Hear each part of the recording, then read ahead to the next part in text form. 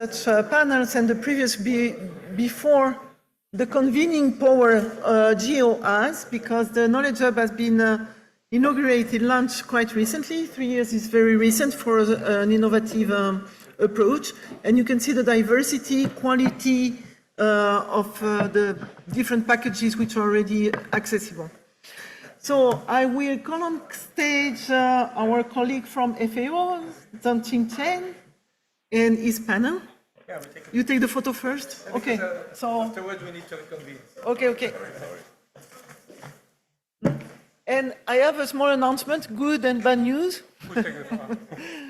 Good news, we will probably finish 15 minutes earlier. Bad news, it's because we will postpone the coffee break after the closing. We will make the closing just after the session on One Health. So it will be One Health, closing, and coffee.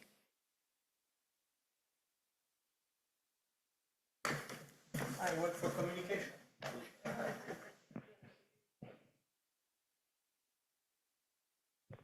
Merci. Thank you, Marie-François. Good afternoon, ladies and gentlemen. Do you still have energy? Yes. Yes. Okay. Panel members, welcome to come to stage. Please take your seats. Okay. It is last session, but not least. I really mean that. I'm really thrilled to moderate this session because in comparing with the prior session, this One Health itself and GEO for One Health is relatively new. New means potential. We have a lot of things to do, and we do. It is challenging and promising. Today we have speakers working on different scales for use GEO and geospatial technology for public health. We know it is just a part of One Health, but a lot of experiences and knowledge, methodology can be reused in other parts of One Health. I encourage our panel members to think out of the box and think big. So what we can do for One Health with GEO. Without further ado, we start the presentation. The first two speakers will talk about use OpenStreetMap for public health facility data. So we welcome first speaker, Marco Verhaegher. Floor is yours. Is it the cream? Hi, everyone. It's an honor to be here today. Thank you to the GEO Secretariat for the opportunity. I'm going to present to you a campaign methodology that you can all take advantage of. And I've put the QR code in the middle so that you can get access to the scientific paper and start building on it with OpenStreetMap as a base. So our problem statement is essentially baseline health facility data is inaccurate and difficult to maintain, and this has been demonstrated in the Ebola outbreak in West Africa and what a challenge that was to deal with. And this is the problem statement that we focused on. We're part of the WHO's Global Health Facility Data Initiative. And we're bringing a human-centered design approach to improving the data. And Health Sites is a digital public good that has established OpenStreetMap as the data store. So everything we do is shared with all stakeholders. And that means that everyone can collaborate and improve the baseline. And what we do is we run the campaign where we look at the e-health strategy of the Ministry of Health, and we say, where do you want to focus? What are your priority areas? And we establish user stories in a typical software development methodology, and we prioritize those user stories based on the user needs, and that tells us where to focus. And so this is the big opportunity that we are presenting with WHO and UNICEF and OCHA and others, is to use OpenStreetMap and the spatial data infrastructure of OpenStreetMap to improve baseline health facility data quality. And this is the digital public good that we've established. The data for every country in the world is available on the platform as well as on HDX. And during the COVID pandemic, China's data was the highest downloaded data set, showing the utility of the data. So epidemiologists use this data in their QGIS spatial applications to plan vaccination rollout campaigns. So when I talk about baseline health facility data, this is what I mean. We've launched with support from the ICRC in 2016, and then I was given the opportunity to meet Lamine and OpenStreetMap Senegal in 2017, and we then moved forward and took our Postgres database out and replaced it with OpenStreetMap, which has given us the digital public good status. So now this is a platform that everyone can make use of and improve baseline health facility data, and everyone can use it.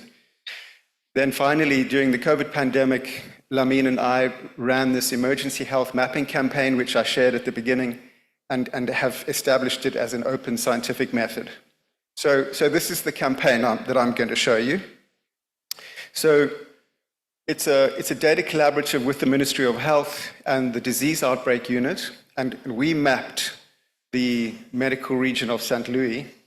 And essentially the process flow of this campaign consists of a set of workshops up front in Dakar and in the regional city. So we bring the regional medical chief to Dakar, and she meets with her medical directors and the team in Dakar. And then the team also goes to her city and meets with the people surrounding her when she makes her decisions. And it consists of a human-centered design workshop, a data audit, geospatial. We then go into the field, visit every single facility, interview the people in the facility, capture the data, and share it into OpenStreetMap.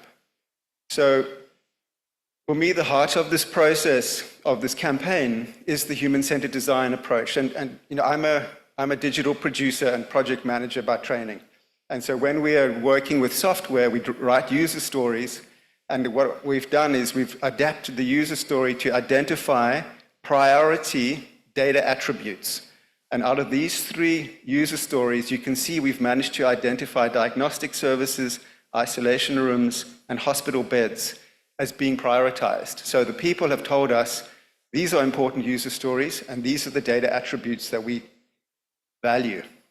So as a pregnant mom, I want to know where the nearest emergency health service is so that I can plan for potential complications during childbirth. Now, when you run this human-centered design workshop with the group in the room, everyone understands what you're talking about. From the people that we've invited to the workshop, from the rural village, to the director of the Medical Health Institute. Everyone understands that story very well and is able to prioritize it together. And you're able to say, this is important, this is less important, these are the groupings. And so when we want to support that story, we say, okay, if you're in that situation, you want to go to either a clinic, a doctor, or a hospital. There's got to be at least 1 bed there. They have to have indicated that they are an emergency service, and the telephone number must be correct. So that if that girl is in that situation and no one is around her, she can phone somewhere and she can say, I want to know that you're ready for me if I need you. So that puts us in the situation where we're able to say, these are the facilities that have identified themselves as supporting this particular persona and her user story, and gives us a clear indication of what data is important, where should we validate first. So the second workshop is conducted with the Ministry of Health and the the Ministry of Health and the National Statistics Office. So this is the DPRS in this case. And we ask each ministry, give us the names of your hospitals in this medical region. And this is what happened. So there you can see the naming convention being used by each department is different.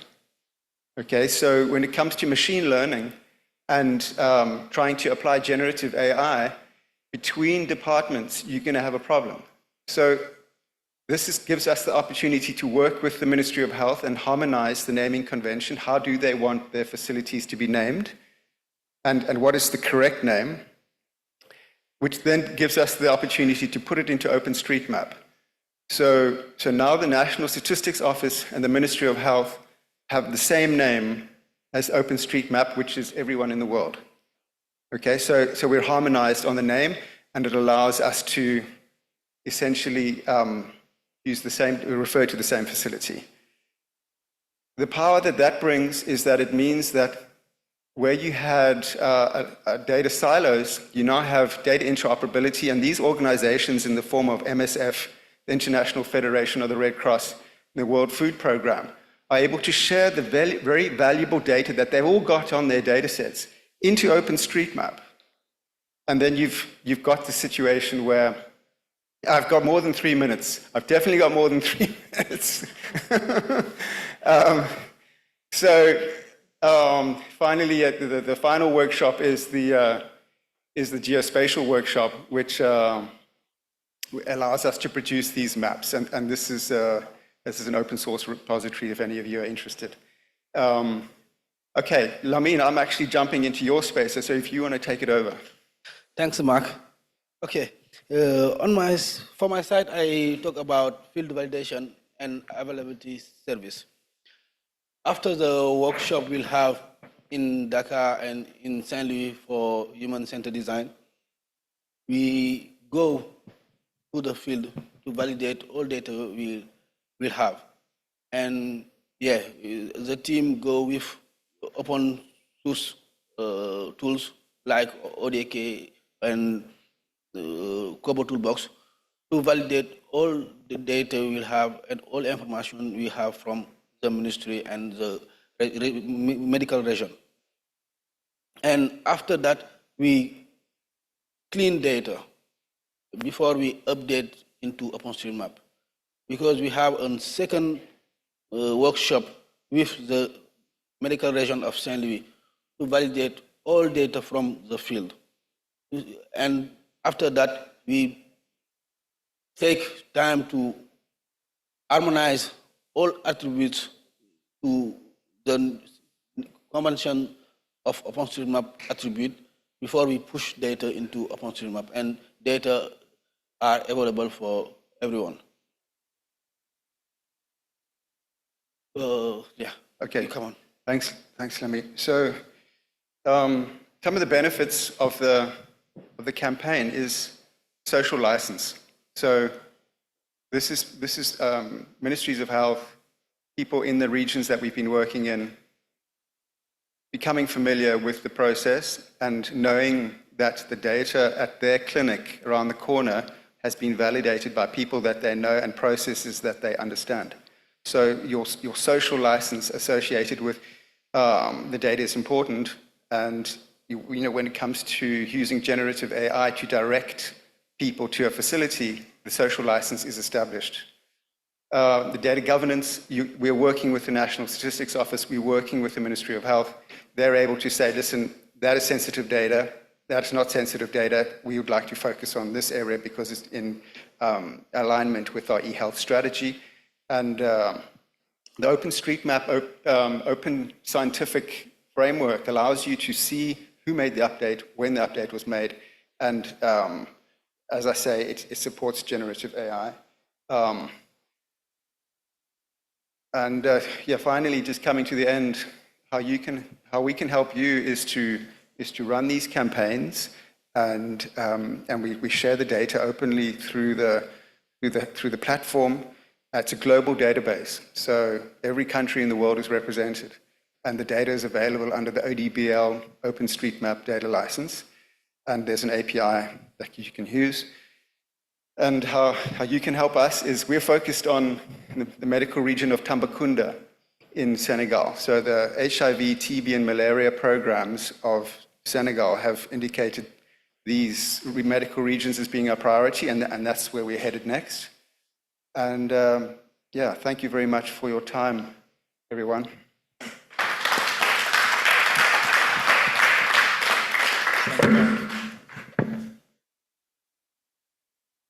Thank you, Mark and Lamine.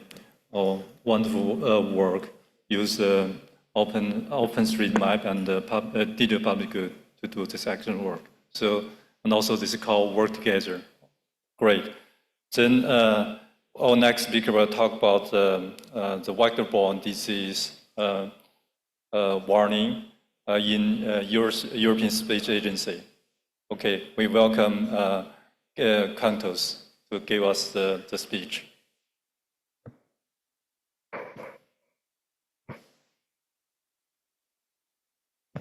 Thank you.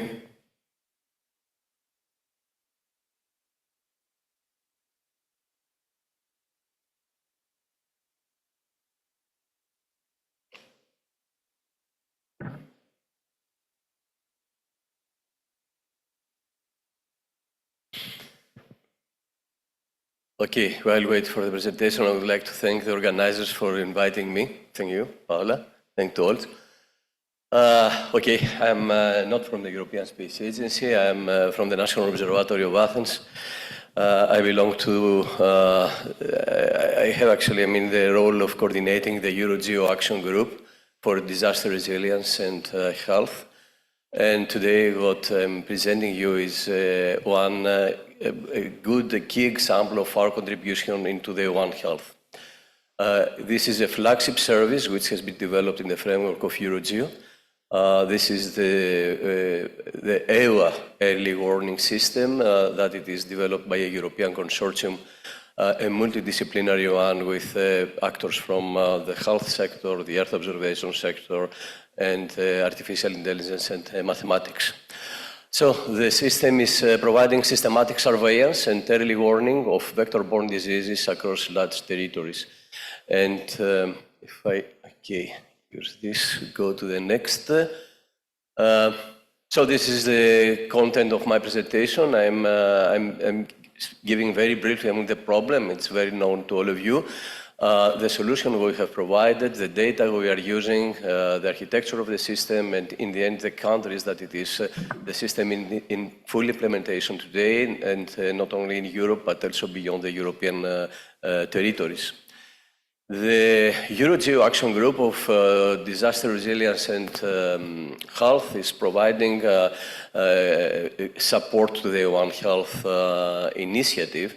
The One Health initiative by itself is an interdisciplinary approach, and the Action Group of Disasters and Health is by itself interdisciplinary, and it's not that it is integrating science from all the different domains, disciplines that are in the One Health, but at the same time it is engaging stakeholders across the sectors of health, disaster, climate, insurance, agriculture, food and pharmaceutical industry. All in all, what we are doing in this action group is that we are developing services at high TRL level, at 6 to 9, some of them are fully operational, in the support of policies, not only at the European Union level, but also beyond.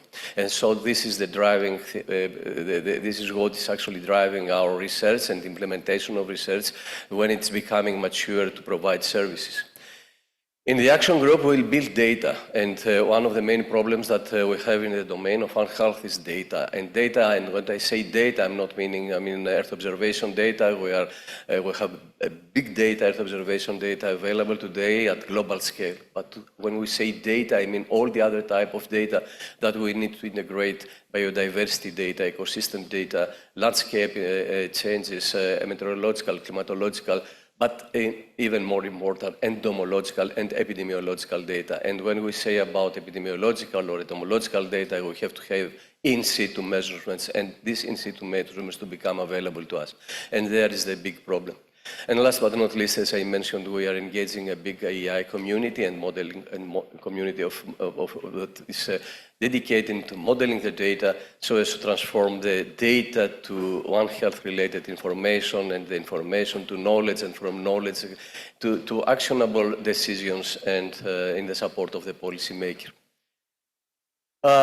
That is another slide that I presented in a panel 2 days ago. What is the support we are receiving from One Health? Because, I mean, it's not that we are only providing support to One Health, but the One Health as an approach, it is driving policies and it is giving us the needs and the gaps to be addressed. So this is where our action, research and services are built upon.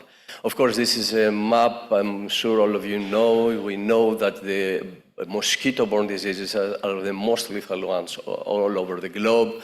The figures you see there, I mean, I'm sure you know, we have hundreds of thousands of people that are killed of these diseases, and especially in Africa and sub-Saharan countries, we have hundreds of thousands of kids under the age of 5 that are killed every year.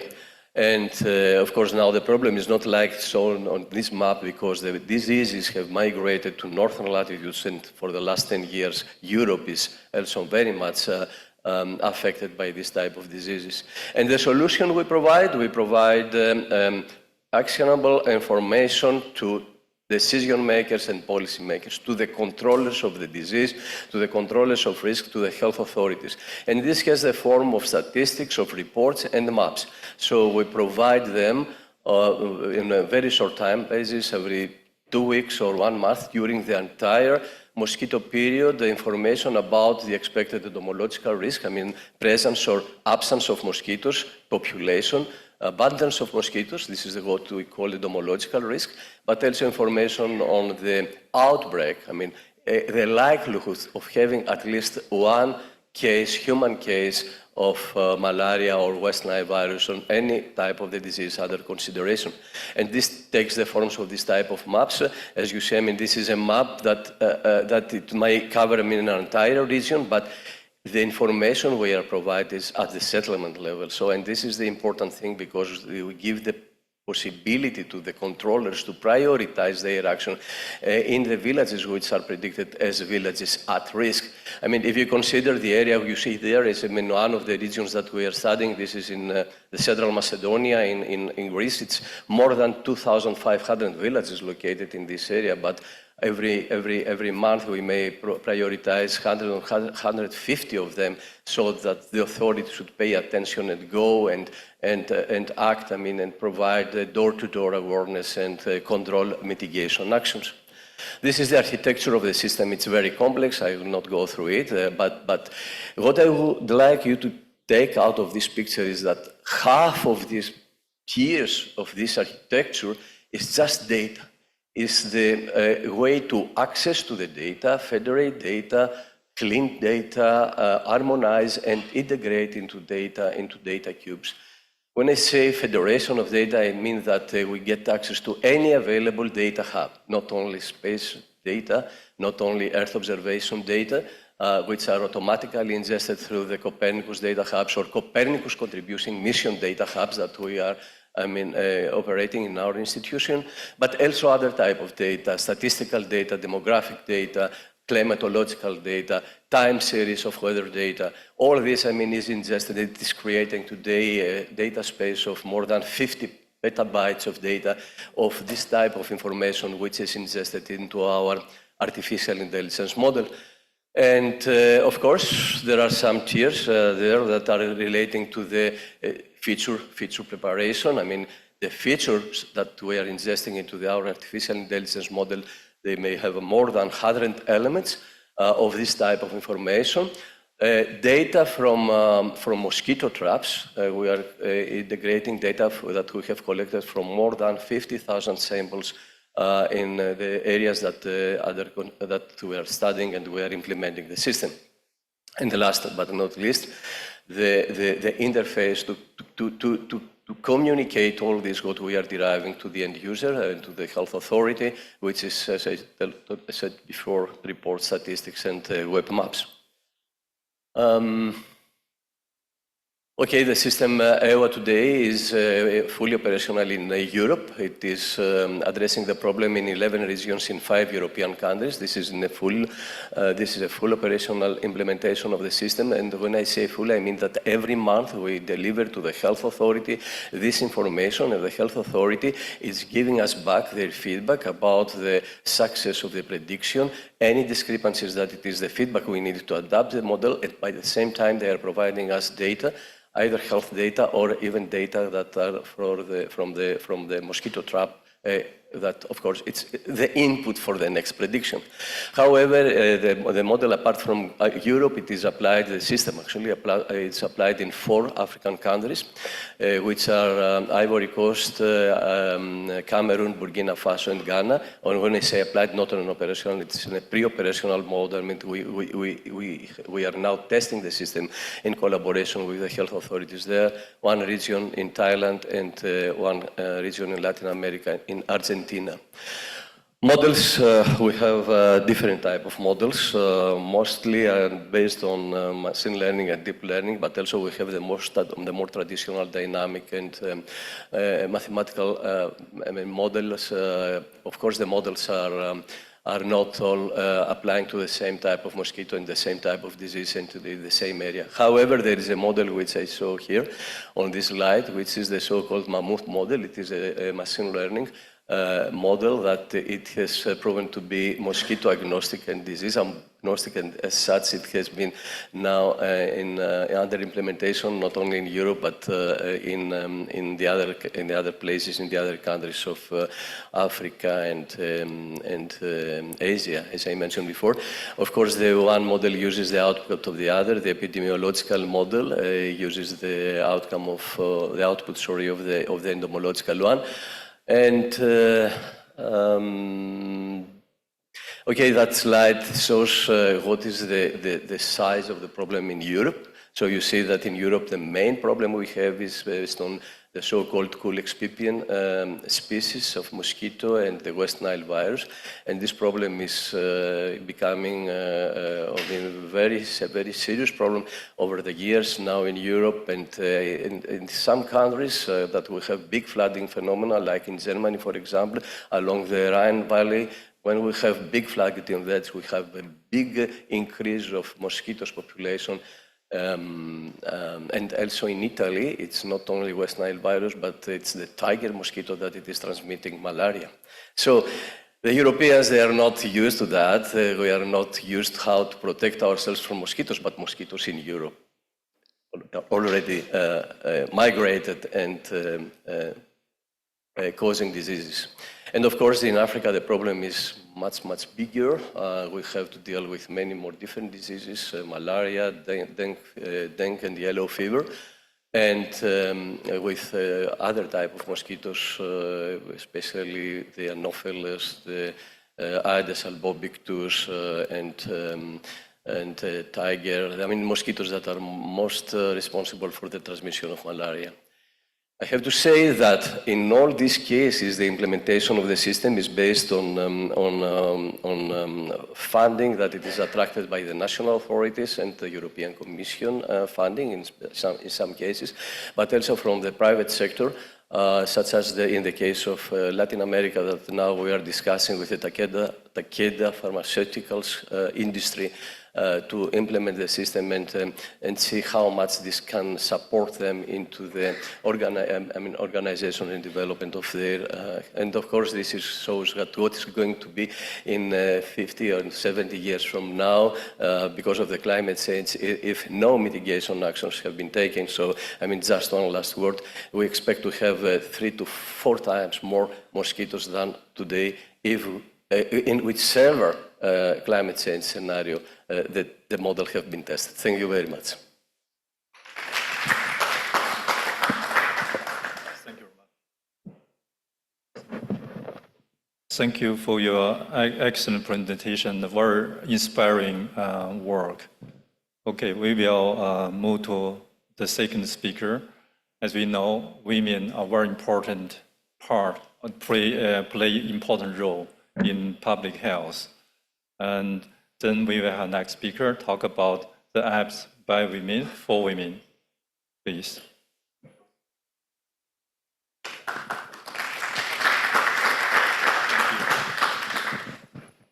Hi everyone, my name is Lillian. I come from Kenya. I'm here to present an app. It is called an app for women by women. And this is very important for us as women. The purpose of this app is not only intended to be used in Kenya or in Samburu, but it's all over the world.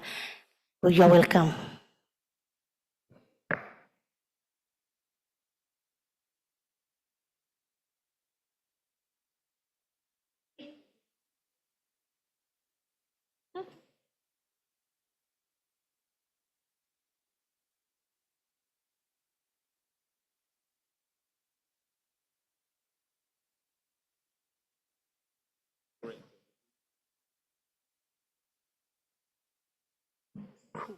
Sorry for that.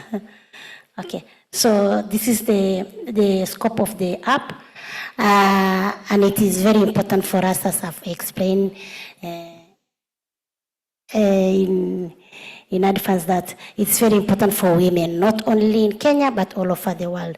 The reason is for us women, as indigenous women, the app is very important because, it allows us to make the decision to where you go for the health, your clinic, your water point, and it's very important for all of us. Thank you. So as we all know that this is Samburu in Kenya, I don't need to explain to all of you because my colleagues have already explained this, that this is where Samburu is. The livelihood of Samburu, most of us are pastoralists. We are all pastoralists. We move from one place to another with our animals. Nowadays, it is very different that people have to settle for a long time, to stay with their animals and, take their animals for water and pasture.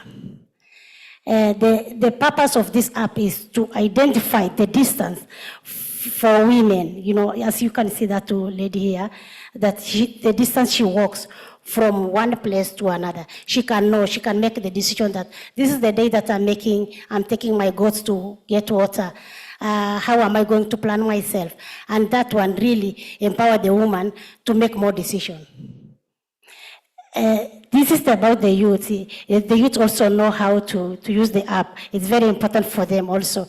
Getting good water, that's not juice, it's water. The women walk for long distance. If they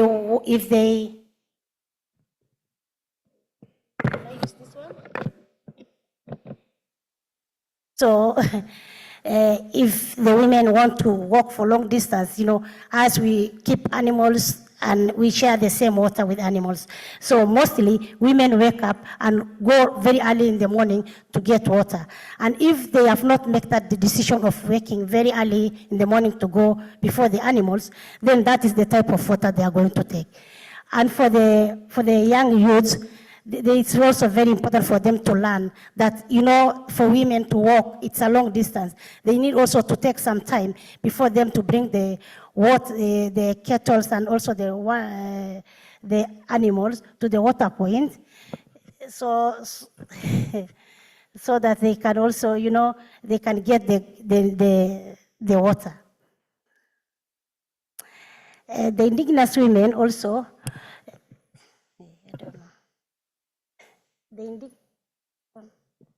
is it the water or? Okay, the indigenous women also are very, the indigenous knowledge also, they're very knowledgeable. They have their indigenous knowledge, yeah?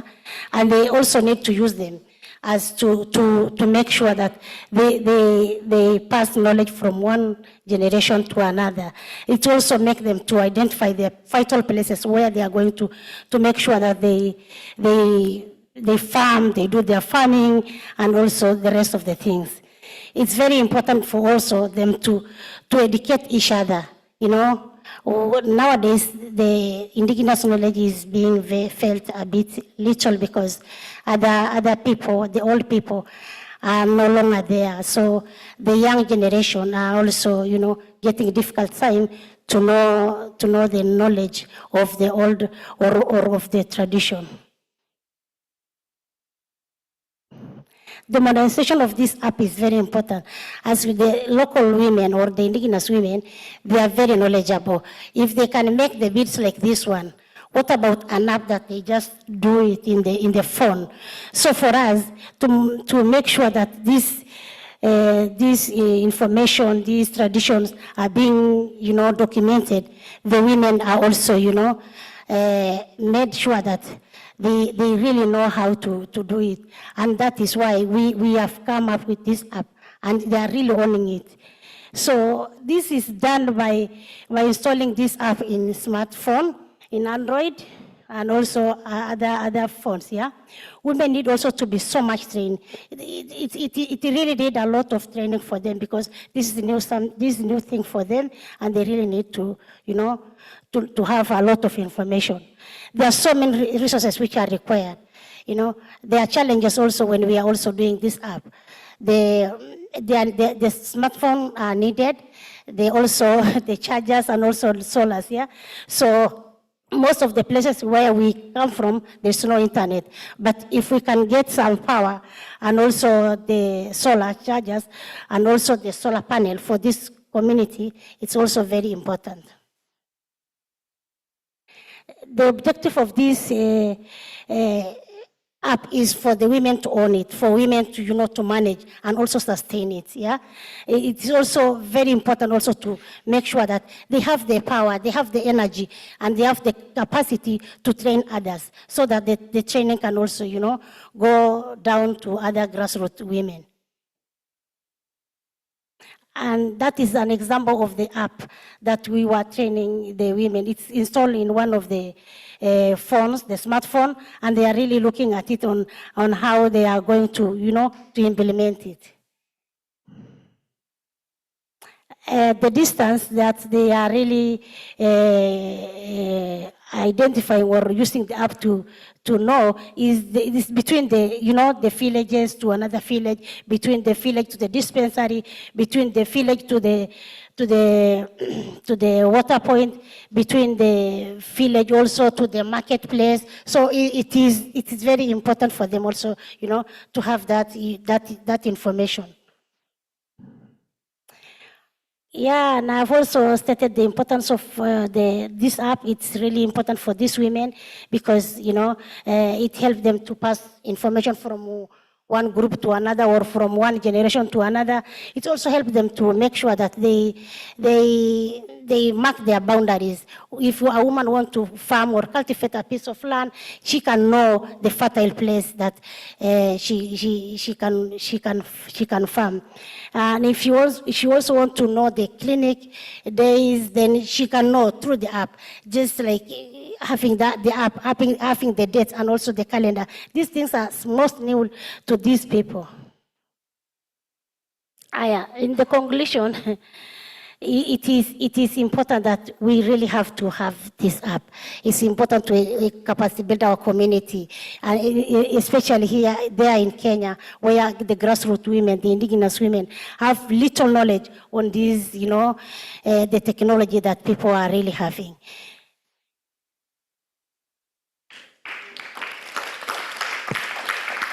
Thank you so much.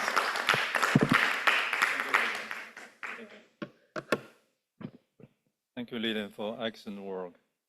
Okay, we will go to the last presentation, work on air pollution and also the potential health benefit of air quality control.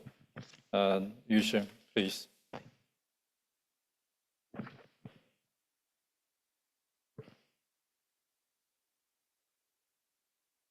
Hello, everyone. My name is Yusheng Shi from Aerospace Information Research Institute, attached as CAS. Today, I would like to talk about the air pollution, the relationship between air pollution and its effects or impacts on human health. The World Health Organization, WHO, classifies the air quality according to its annual concentration of PM2.5 into 4 categories. Long-term exposure to the high concentration of PM2.5 can lead to the health problem, especially the premature death.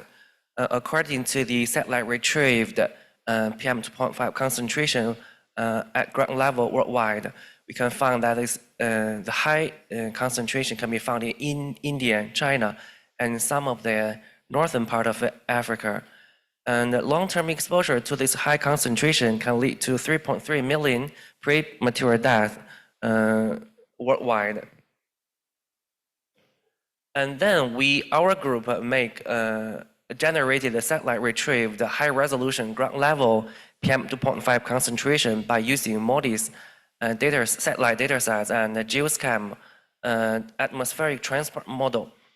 And after validation, we found it has good correlations with the ground measurements. And here is the PM2.5 concentration in South and Southeast Asia. And actually, we found the high concentration in Pakistan, northern part of India, and Bangladesh.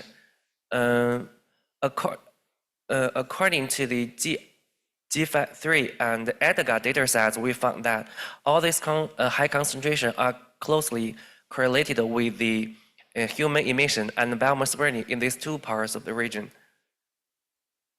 And here's the interannual trends from 1999 to 2014. We found in the increasing tendency in the central part of India, Bangladesh, and Myanmar, and Pakistan, India, and Bangladesh actually showed higher concentration of the PM2.5 over the past 16 years, higher than the annual mean across the region. Long-term exposure to the high concentration of PM2.5 can lead to a lot of disease. Of course, the PM2.5 can induce premature deaths, including COPD, IHD, stroke, and lung cancer for adults, and ALRI for child. According to the integrated exposure and response function and global emission exposure mortality model, we estimated the PM2.5 induced premature death in South and Southeast Asia. Here's the spatial map of 1 kilometer grid. We can see that the high amounts can be found in the northern part of India and in the urban center, and also in Bangladesh, Bangladesh. And the interannual trend of the 16 years show the increasing tendency across the whole South and Southeast Asia. And the total average PM2.5 induced premature deaths can reach up to 1.5 million, of which India accounts for 1 million in number. And the COPD, IHD, stroke, LC, and ALRI showed consistent spatial distributions with the total amounts, of which IHT accounts for the largest one. Compared to the 1999 and the 2014, we found the increase of the mortality, mainly from the change of PM2.5 and the increase of population. But which factor is the most important one? And we make a investigation. Here is the case study.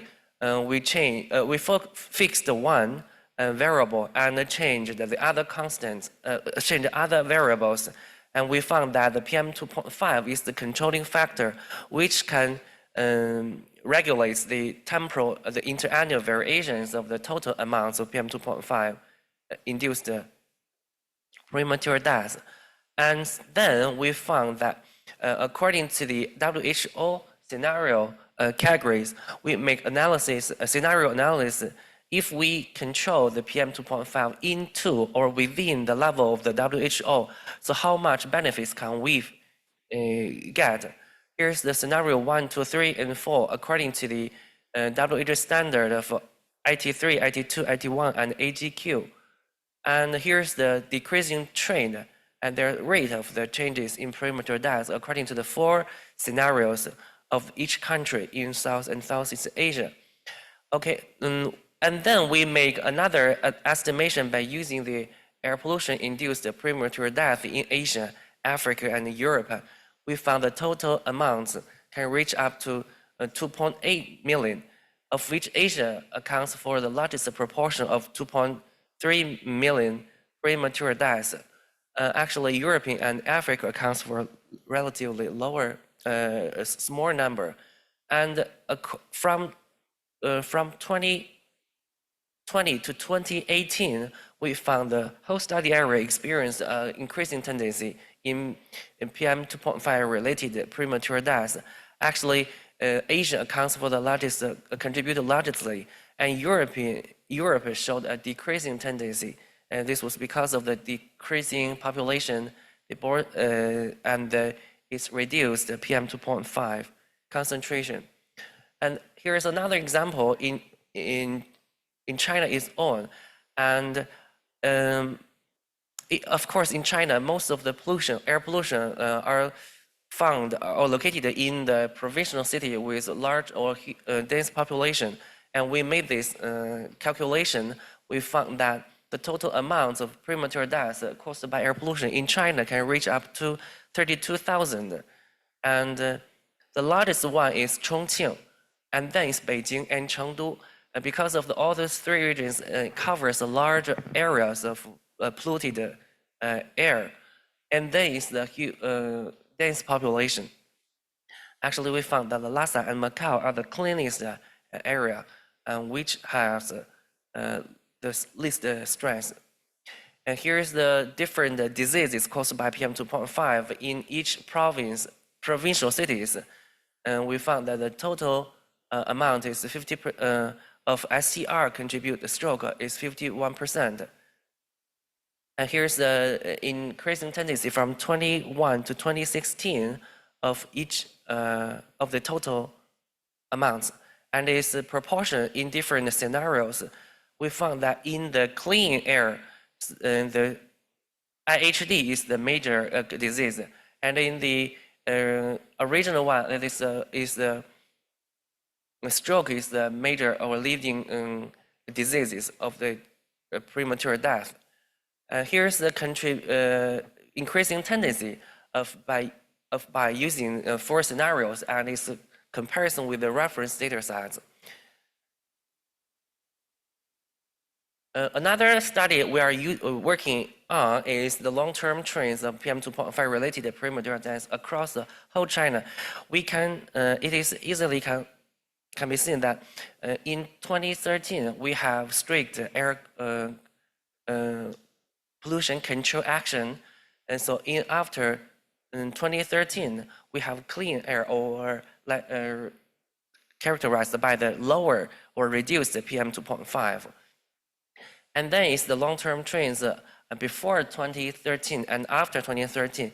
And before 2013, we found that the whole country increased dramatically due to the polluted air. And after that, because of the blue sky action or the clean air action, so the premature death caused by PM 2.5 experienced a decreasing trend. Okay, let's come to the conclusion. Using the GBD method, we use the satellite data sets, population and the baseline mortality data. We estimate and established a long-term data set of PM 2.5 related premature deaths across the world and in China and in some provincial cities. And based on air quality guideline, and for analysis was explored and to present the best mitigation strategies. Thank you so much.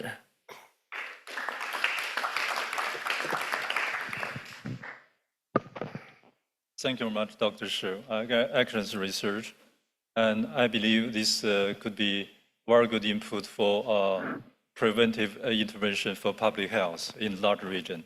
Excellent.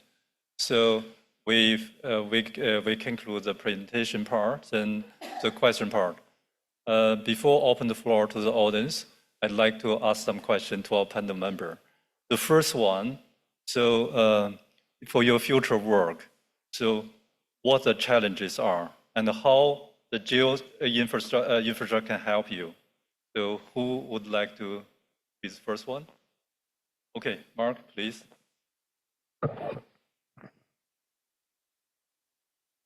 I would say the primary challenge is just going operational, so it goes back to funding. And the business model for doing this work you know, I think we've been discussing it over the last couple of days with Titus and an indigenous group. It's the same situation. We simply need to make that business case for doing the work in advance and showing the cost benefit so that it can be presented to public-private partnership scenarios. And, you know, private companies, in our case, it's pharmaceutical associations, it's health insurance associations who have an interest in accurate health facility data getting involved. So that's it. I think that's the primary blocker. We've got the team, we've got the knowledge, and there's definitely the need. Do you have any comments on how improved geo infrastructure help you? So how to help would be to actually establish that playbook. Yeah. I would say that would be the critical thing is to, you know, so that everyone here can essentially take that playbook and say, this is how you need to quantify your value. Here's an equation to show it. And here are potential organizations that you can pitch to. Thank you. Eileen. Thank you. For me, the first one is to reduce the distance. The women are walking long distance to fetch water. So if a distance can be reduced, that's better. The second one is also about the app that the women and also the girls, because of their health issues, that they are also attending the clinics, and also the women are going to, you know, to give birth at the clinics. If they can be empowered and can be capacity built to know more about this app. Thank you. In the specific use case that I presented, the main challenge is data. I mentioned already that we are missing a lot of data, in situ data that are not there, or data that have been collected but in a not systematic way and not in standard way. We discussed the same issue in the panel we had 2 days ago, and we realized that there is a lot of potential in Geo to have such links and connections in between us for actually addressing this problem. And it is not only the data, the in situ data, the standardization and the harmonization of data. It's also the fact that inside Geo there is a lot of interdisciplinary concept, and in a specific case we need a lot to know about biodiversity, landscape fragmentation, changes, environmental changes and so on. So all these different disciplines are in Geo. I think what Geo could do is to facilitate the connection and the exchange between the communities. Excellent, thank you. About my future work, what I'm interested in mostly is the satellite data set with high resolution, which is reliable and available online across worldwide. This is the most important input data for our model and for our data set. Thank you very much. Then we can think out of the box. A lot of people have done wonderful work, mainly for public health. So could some of your either data, knowledge, or methodology could be applied in other fields of One Health, for example, animal health and environmental health? So anyone want to comment on this one? So, you know, you mainly work on public health, so human health. So are you, would any of your data or information or methodology be applied in other fields of One Health, for example, One Health or environment health? Okay, Mark, please. Yeah, so the methodology very much could be applied in, you know, in different contexts. Yeah. Essentially, the user story as a persona, I want something so that I can get a benefit, is a very powerful way of communicating amongst a cross-section of stakeholders, whether they're in the agricultural thematic or the health thematic Yeah. or the, a different thematic, you're able to then get consensus Yeah. around what's important and then use that. So that combined with OpenStreetMap and Yeah. that scientific base that you've got to work with, you can apply to transport or Wonderful. Okay, thank you, Mark. Bento? Yeah, for me, it is very important that the data can cut across, either in agriculture or in health. Yeah. I believe your app is applicable also to animal health. This makes sense. Thank you. In the specific case of mosquito-borne diseases, the health of human, animals, and the environment are very strongly linked. And actually, if we try to find relationships, we see that very strongly the health of the environment or the changes of the environment or implications of disasters to the environment, in turn they do, and they create, say, favorable conditions for mosquitoes to travel and for people to be affected. So, whatever we decide to look for, either the outbreak of diseases in humans or the changes in the environment, or even, the disease outbreak in specific animals that mosquito take the virus and give it to people, it's very strongly interlinked. So any type of decision or prediction, it might mean something for the other communities. Thank you very much. I think the Earth observation datasets or the satellite retrieved datasets worldwide can provide a valuable data source as a standard of the global average and to make a reference for all the inputs and model simulation. Okay, thank you. Excellent. Then floor is open to the audience. Any questions, comments? Okay, go ahead, please. Any microphone?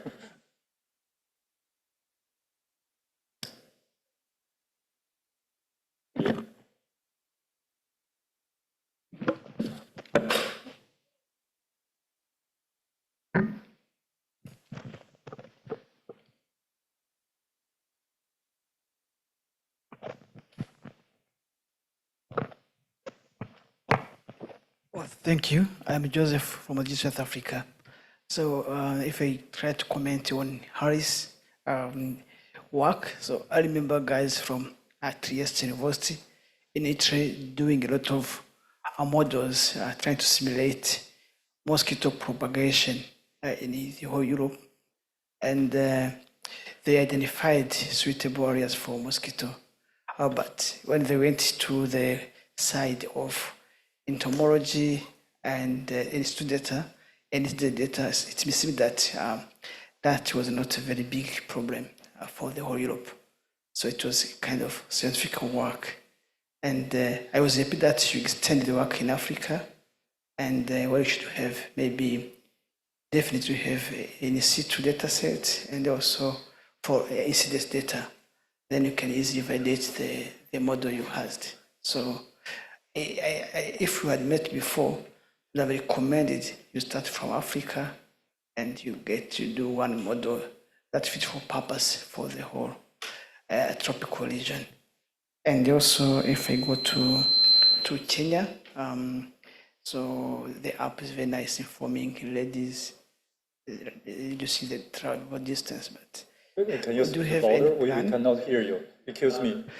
Sorry, I was asking someone from Kenya that if they have any plan to add, to feed the app with more information, like early warning related to maybe drought and also rainfall, because even the rangeland health, because this should inform on the direction they should take while going to fetch for water or while avoiding other risks related to natural hazards. Thank you. Okay, thank you very much. So can you make a quick reply to this one regarding to mosquito? Okay, So your first question about the vector-based diseases by mosquito, right? So what's your first question? Because your microphone is the volume is quite low.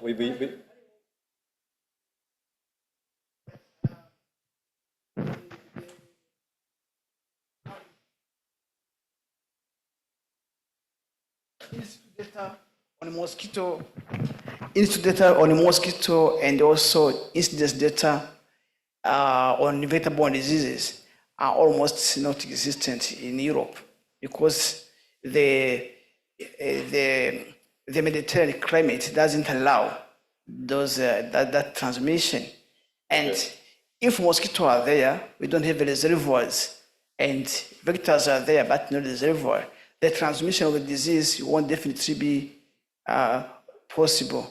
And they was saying, if I had met him before, I would have advised to start in Africa, because this should have been solving a lot of problems, because we have environmental conditions that are favorable to the proliferation of the mosquito, and you have incidence data, we have entomological data, then it was very easy to validate. It was just a comment, not a question. Okay, Thank your you. question actually is about the, okay, you can go with it. Okay, yes, yeah, now it's clear. It's clear now. Okay, I mean, all right. As I mentioned before, I mean, it's always a problem. I don't say that we cannot find problem, or maybe the collaboration, or I mean, if we establish some links or communicate between us, it's always possible, even if the data are not systematically corrected, but some data exist, is always useful, and it's always piece of validation of our modeling. So, I mean, in the 4 countries in Africa that we are actually trying or testing our models, okay, it's true that we try to transfer the models, trying to find, I mean, similar feature spaces, I mean, of what have been the area that the models been trained to what exists in Africa, in their places. But, you know, any feedback we may get from them, either a piece of data or, I mean, you know, or information relating more to the environmental condition and the ecosystems, etc. It's always valuable for the model. But anyway, it is an open dialogue and an open collaboration. I do believe that we are far from being operational in those areas, okay? But starting building something there and feeding the models with the feedback of locals, if I may use this term, I'm sure it will be one day that the model will be based also on these locals and this specificity and this knowledge, and not only on you know, environmental or satellite or climatic data. Okay, thank you. And because we are still running, we are already running late, I believe there's still a lot of questions because they really concern our personal health. It's really a good topic. We should continue this discussion after this session. And you're welcome to join this work in the future. Use your expertise, your data, your knowledge to work. Okay, for this, we conclude session. I thank our wonderful panel member again. We should give them applause. Okay, thank you.